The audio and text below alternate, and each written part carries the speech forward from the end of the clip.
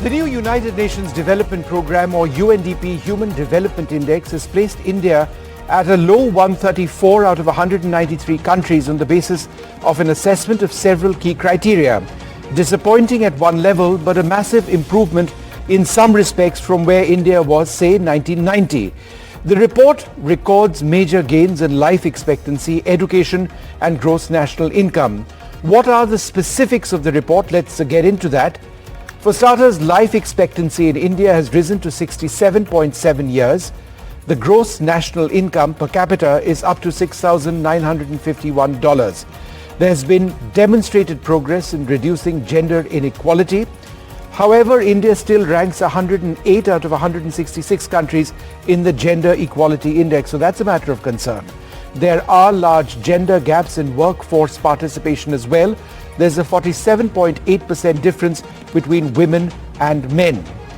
Life expectancy since 1990 has risen by a whopping 9.1 years, so that's a big change. Expected years of schooling since 1990 has gone up by 4.6 years. Again, that's great news.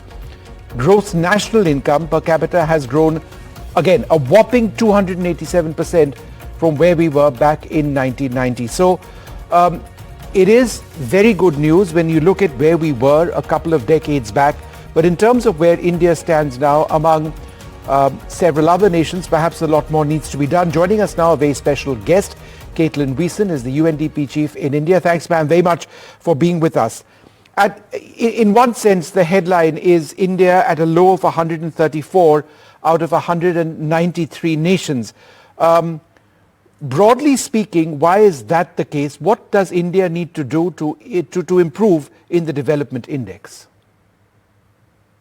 Thank you, Vishnu, and thank you, NDTV, for inviting UNDP this evening to share our insights on the Global Human Development Report, which is entitled Breaking the Gridlock, Reimagining Cooperation in a Polarized World.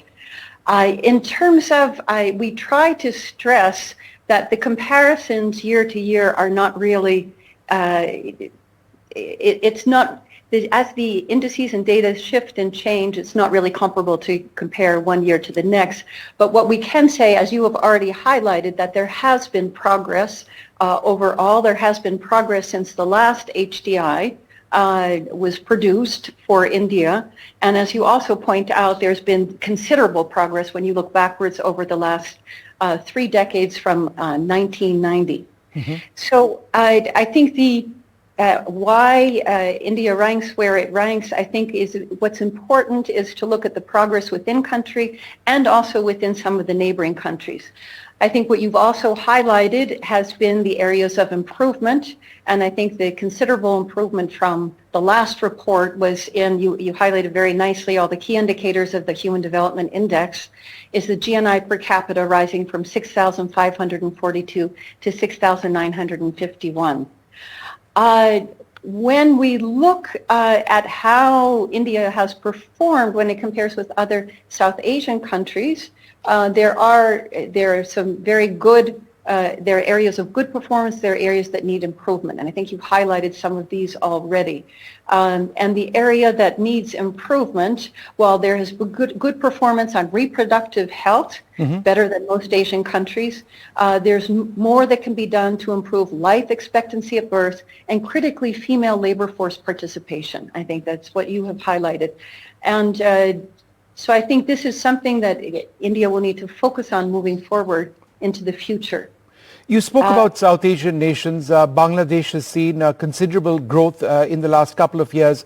There have been concerns, however, in other parts of South Asia, in Pakistan and Afghanistan. How does India compare, broadly speaking, from a South Asia standpoint? Well, when we look at the Human Development Index and we compare the HDI value of India to those of South Asia, India's HDI is slightly higher than the South Asian average. Mm-hmm. So India's HDI value is at 0.644, whereas the South Asian average is at 0.641. So it's slightly better. But as I said, the index is also the HDI index is made up of several indicators, and here we have life expectancy, we have education, and we also have Life expectancy, education are key ones.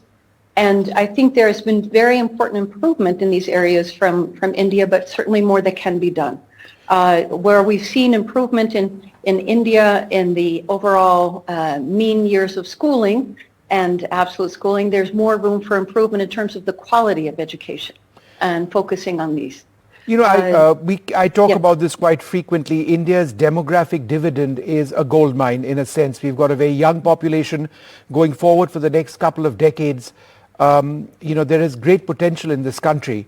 However, when you highlight the disparity between men and women in the workforce, I think that's a key concern, isn't it? Because for India to realize our potential, our demographic dividend, it has to involve the greater involvement of women in the workforce and in the you know, in the real sectors which count, which are calculated, right?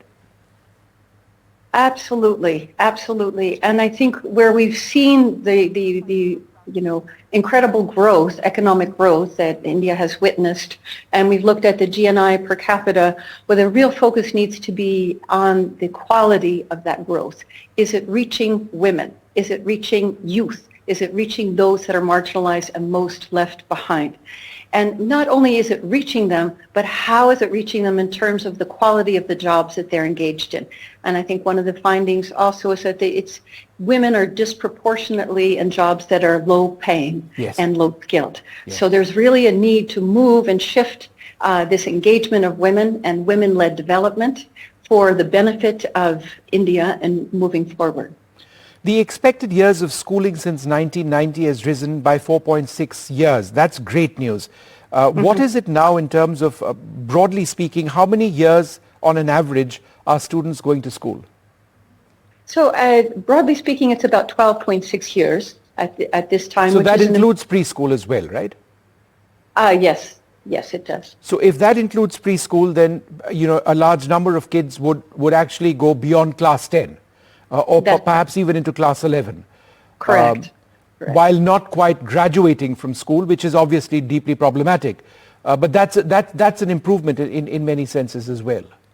It is an improvement, and particularly when one takes a historic perspective in the context of India and looking back to where it was, as you highlighted earlier, you know, in 1990. So, but there's more room for improvement in extending the mean years of schooling, and there's more room for improvement in terms of the quality of education as well. If you look at per capita income at 6,951, that's something that's gone up somewhat in the last couple of years. I'm just trying to understand how you calculate per capita income. Is it also based on purchasing power parity? Is that one of the norms that the UN system uses? Yes, it is. And how, broadly speaking, has per capita income gone up over the last couple of years in terms of a trend for India? So for India, there has been an upward trend, and I think that's the indicator that has perhaps the most significant improvement. Again, the question is for whom? And the per capita income is very important, but as we know that there are disparities, and the disparities are the labor force participation in women, and women who have been largely left behind when we look at that gap. So I think when you take the indices as a whole, it tells a more full picture. But it is impressive, the growth that there has been in the GNI, the gross national income per capita. I'm just, going through the report, the points that I have, and, you know, you mentioned, going back to the issue of gender, that there's been demonstrated progress in reducing gender equality, and yet it's still just at 108 India out of 166. This despite the fact that there has been so much which has been done to try and promote education for women, workforce participation, we've already spoken about that. Health conditions have improved, reproductive health has improved, the availability of bathrooms, in other words, basic sanitation has improved as well. I'm just trying to understand what more governments, agencies need to do to ensure that women's inequality as it exists now goes away to a large extent. Thank you very much. And I should say that the overall gender inequality index for India is better than South Asia and the global average. But when you break out the different component parts, there are areas where India can improve. And one of these is in the area of political participation. And I think here in political participation, India falls well below some of the averages. However, there have been some very important recent developments. There have been constitutional amendments that were made in October of last year, I believe, providing for a reservation Yes. In Parliament. Yes. And this will have significant impact going into the future for a third of the seats. Right. So I think that India is on the right track for increasing and better improving their political participation. On labor force participation, that will take a more concerted effort, but also important initiatives that India has undertaken, also on the global stage at the Yes. G20, making women-led development a critical part of the development agenda itself, and providing new forms of platforms that enable women to engage, both economically and medium and small-scale enterprises. Caitlin Mason, wonderful speaking to you. Thank you very much for sharing the details of that report. Thank you very much indeed. Thank you very much.